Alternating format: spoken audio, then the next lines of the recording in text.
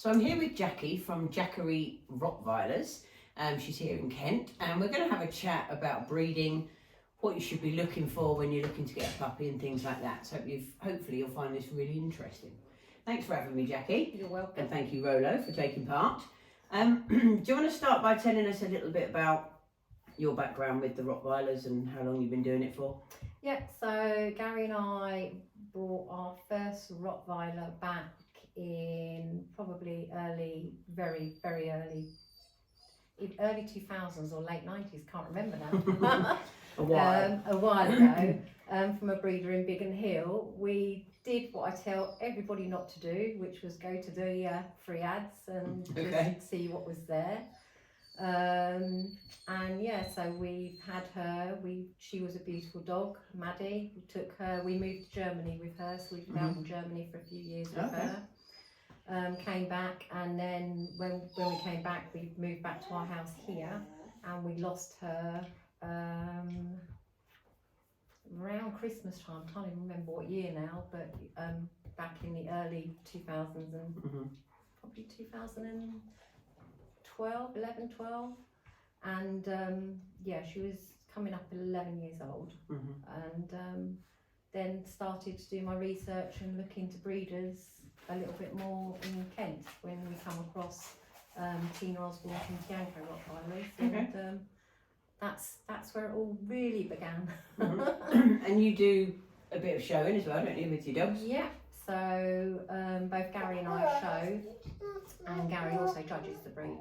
So he's just started to work his way up through judging, so which we quite enjoy. That's hard. That's tough, yeah.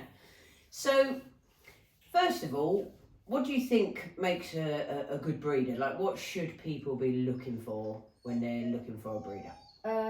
So a breeder, so for us, I would say for a good breeder, I would be looking for health of the dogs.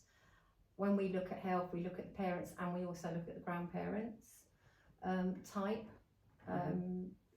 it's got to be able to suit your lifestyle. Yeah.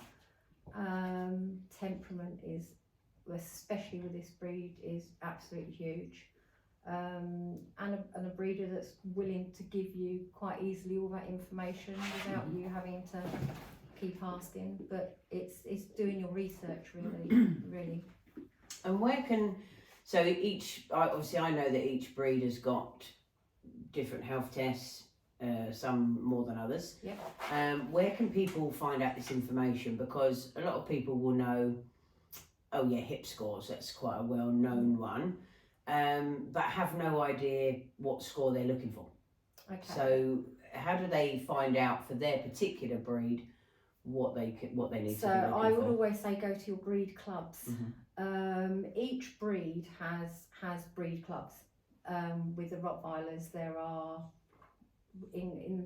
within the UK itself, UK Northern Ireland, there's probably 10. Right, okay. In the southeast there's actually 3. So you've got the Rott Club itself, you've got the British Rottweiler Association, and you've also got London and the Southeast Rottweiler Club. All of those clubs will have, or should have, a list of health tests on their website, on their Facebook page. Also, each breed, as far as I'm aware, does have a breed council for your breed. That breed council will have a breed health coordinator, right? Okay. Who actually recommends to the Kennel Club what other health tests they should actually be looking for on dogs that they are advertising. And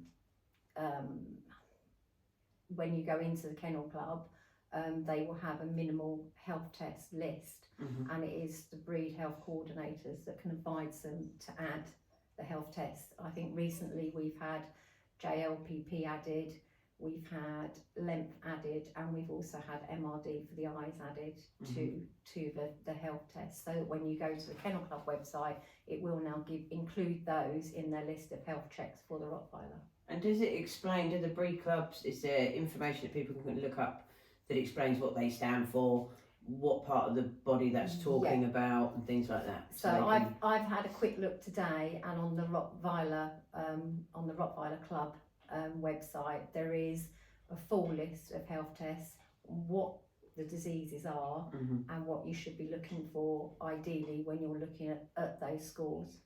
And presumably the idea with doing all these health tests is that you're looking for a breeder who only breeds from dogs that are either clear of something or have very low scores, or what, depending on what the health test is.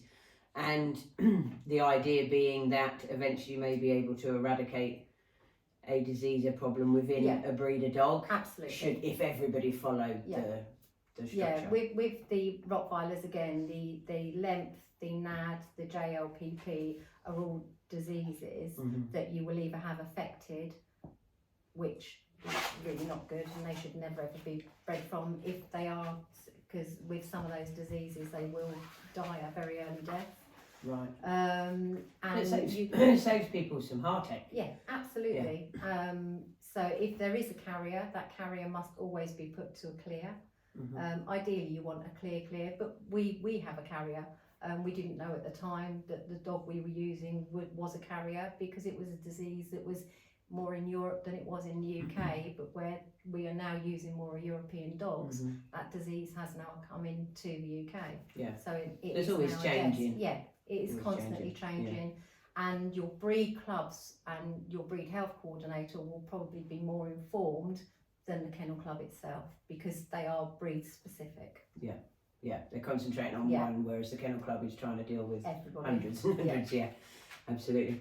And I see a lot of people in my job who believe they've gone to a good breeder. Yep. And one of the reasons they believe they've gone to a good breeder is because they're KC registered.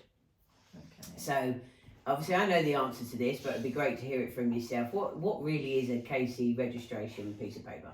A KC registration piece of paper means that your breeder has paid to have their puppies registered with a kennel club. That is regardless of health tests. So a dog with a poor health test can still can have puppies registered with the kennel club. Because it is what it says. It's a registration. It's a registration. It's like a car registration. Doesn't mean to say that you've bought a car from that dealer. It's got a DVLA registration is going to make it a perfect car. Yeah. Yeah, so we all know that. Yeah, and it's something, but I think the public don't. I think they think that a KC registration paper is a sort of gold stamp that says the puppy has been raised and bred correctly. It just means it's registered with the kennel club in this country. Yeah. So for them, having the paper great, because they know that it's got the pedigree. They've got the pedigree, but the health testing and all of those things are much more important. Yeah. So when you have a litter, so obviously you've got young Bailey. He can't be seen at the moment. He's at the back. That's your recent litter. What do you do during do you have them till they're 8 weeks? Yeah. Yeah. So what do you do for the 8 weeks with the puppies and with the people? So what's the process for you of how you choose who has your dogs? So for us, it will be I'm quite heavily involved with my puppies. My puppies are constantly handled. I want to prepare my puppy for everything that it's going to come across when going to a new home and in the first few months of its life. So they are handled. We try and get them used to crates, to carriers, to noise. We play a lot of noise CDs, which has gunfire, fireworks, pneumatic drills, and I start them off really low, but by the time that they're 6 to 8 weeks, that is played quite loudly. I try and get them used to different people. I have friends with children with special needs that come round, so the puppies get used to those. We have young children round, we have older children round, all different people that they again can come across. Our postman always comes in to say hello to them. I bet he loves that. We get them used to the horses that are in the field, and also because living on a corner, we then tend to put them out in the paddock on the other side of the house so that they can get used to the lorries and the traffic going past. You just try and make them bomb proof. Yeah, get them used to life that they're gonna have to face. And what about choosing your puppy owner? So a lot of people think they're choosing that they're going to have one of your dogs, but I know that a lot of breeders like yourself would see it as you're choosing someone for the puppy. Can they come regularly? Do you have any sort of restriction on that? I do. I tend to have met the majority of my puppy owners before the pups are even conceived. I'm very lucky that I have got a good reputation. So we tend to always have people waiting for our next litter. And with those people, we will arrange to meet them at dog shows. We'll invite them on a dog walk. We'll invite them round to meet the dogs, and all this is done before the mating has even taken place. It gives me time to do my homework on said possible owners. We use questionnaires. We use Google. Absolutely. We Facebook stalk. And we will look into them as much as hopefully they are looking into us. And also, if they've had a history of the breed, I will go and ask the other breeders, what were they like as a puppy owner? Were you pleased with them? Are there things that, you know, why are you not if you are still breeding, have they not approached you for another puppy? I will try and find out as much as I can about them, because I've got it really wrong a couple of times, and I beat myself up still about getting that wrong, because until someone's actually got a puppy, you don't truly see how they are. And it's impossible. I mean, it's impossible to be perfect. It is perfect. absolutely impossible. Will you always, if they're having problems, would you always have them back? So if they'd had them for like a month and then just went, oh my God, I didn't realise the puppy was like this. So we've taken back a puppy after 3 days because it kept waking up at 5:30 in the morning, and she couldn't cope with that. And I've also actually purchased one of my puppies back when it was 7 months old, because I wasn't happy with the way it was being raised, and they weren't doing everything that they said that they were going to do. And then eventually, when I did question them, I was told, well, we're going to sell her anyway. And I'm no, she needs to come back as per my contract. She's returned to the breeder. And I think their answer was, well, if you want her, you buy her. And so I went and bought it, and she come back. She stayed with me for the best part of 2.5 months, and then once I was happy that she was okay, I then actually had someone that was waiting for her, and she's gone on to become a distraction dog for a behaviourist. Oh, brilliant. So she's a lovely little girl. Well, that's good. But we would always help to either help, or if we need to, take back. And do you, I mean, that's something I think all breeders should offer. And I know that a lot of decent ones that I've met over my time when I worked with the Kennel Club certainly do. And actually, owners should be looking for a contract that says that. And bear in mind that the owner has also got to take responsibility for the fact they've signed that, and that they should just contact you straight away if there's any problems with their puppy. Bailey wants to come out. And so when they come, can they come and visit the puppies? Can they meet them before? So we don't allow anybody in, really, especially if they've got other dogs, until the puppy's 5 weeks old. And then they will all come and see pups, and we always make sure they see pups with mum. Very important. Can't always happen that it's dad. It was when it was Rolos, they met mum and dad, but you know, using a different dog this time, but mum is always available for all the puppy owners to see. And what would you say to sort of members of the public that have said, well, I saw a picture of mum, like, is that a massive red flag? Is there can you think of some red flags that people should perhaps look out for? In my opinion, yes. If you should always, I would always want to see mum with the litter, because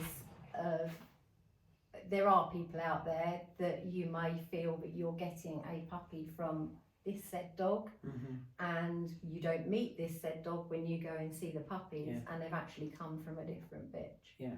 There are people out there. There will always be. Of course. Yeah.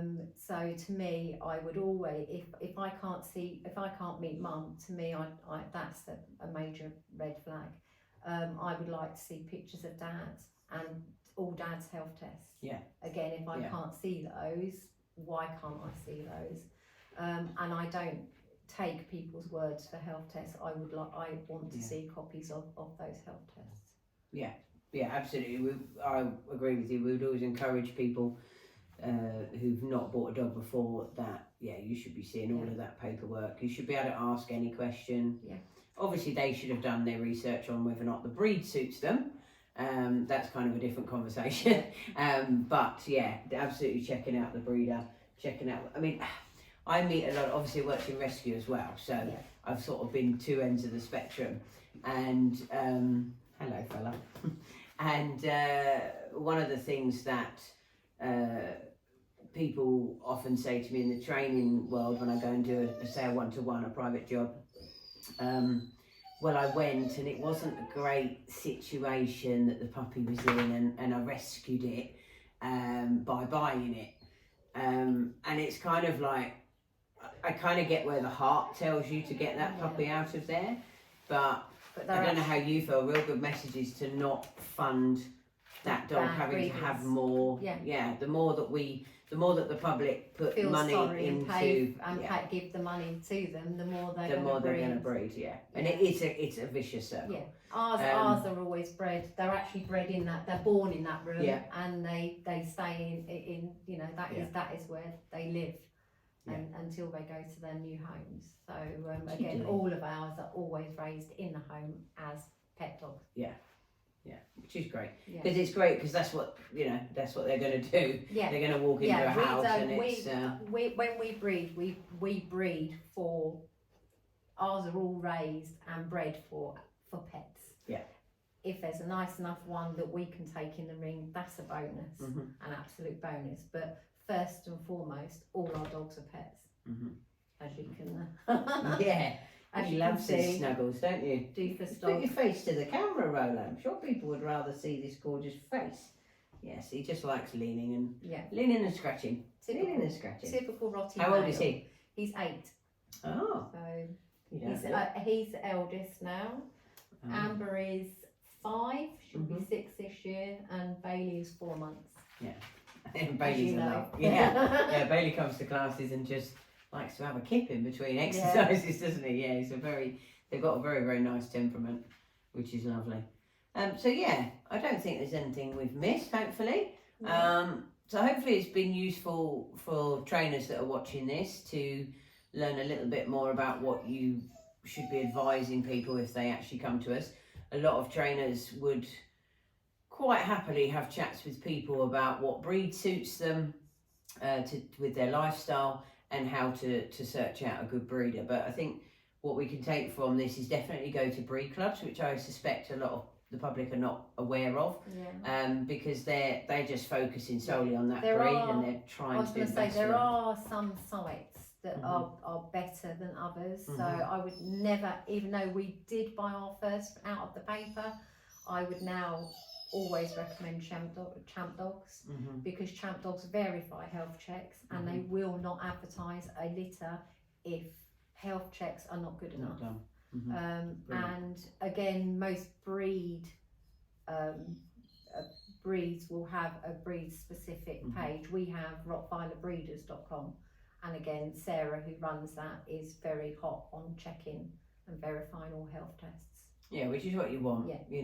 We don't just want, it's a but Rottweiler. We don't ever advise anybody to buy from the free ads, even pets for homes. And I guess you probably have a rescue, breed rescue as well. We have 3 breed rescues within the Rottweilers, and when a lot of the shows we'll have raffles, we'll have Dog of the Year, and that's all to raise money for our breed rescues. Yeah. So the breed clubs do have quite a good relationship with the breed rescues as well.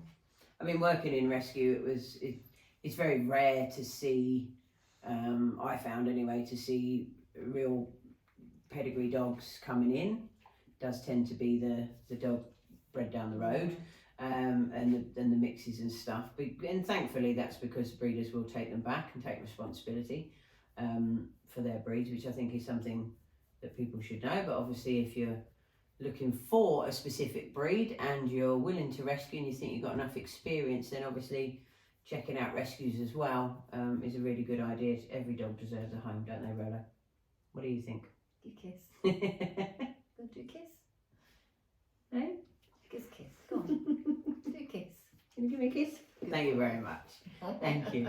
So thank you very much to Jackie and Rolo and Amber for having me here, and hopefully giving a really good insight into what you need to do should you be considering getting a puppy, or you might be in the future, and for us trainers to just know exactly what we should be advising. Thank you very much, Jackie. You're welcome.